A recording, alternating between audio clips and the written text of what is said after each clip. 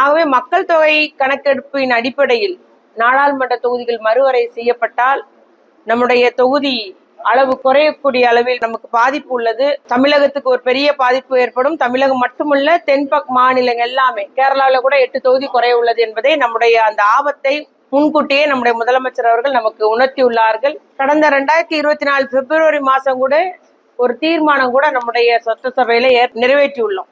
ஏனென்றால் ஒன்றிய அரசினுடைய ஒவ்வொரு முயற்சியுமே நம்மை ஒடுக்கக்கூடியதாக, இந்த நிதி பகிர்வாக இருந்தாலும் சரி, பட்ஜெட்டில் புதிய திட்டங்களுக்கான நிதி ஒதுக்கீடா இருந்தாலும் சரி, இல்ல நீட்டா இருந்தாலும் சரி, இல்ல நம்முடைய புதிய கல்விக் கொள்கை பின்பற்றி ஆக வேண்டும் என்று கூறி அதற்காகவே கல்வி நிதியை ஒதுக்காமல் இருப்பது, ஜிஎஸ்டியிலே வஞ்சிப்பது, நாம் செலுத்துகிற ₹1 29 பைசா மட்டுமே தமிழகத்துக்கு ஒதுக்கீடு செய்வது. ஆனால் உத்தரப்பிரதேசுக்கு அவர்கள் செலுத்திய வரி ₹1 2.5 உத்தரப்பிரதேசுக்கு வழங்கப்படுகிறது. பீகாருக்கு ₹7 திருப்பி செலுத்தப்படுகிறது. ஆனால் தமிழகத்துக்கு 29 பைசா அளவில் மட்டுமே நாம் செலுத்திய வரிகள் இன்று திருப்பி நம்ம திட்டங்களுக்காக வழங்கப்படுகிறது.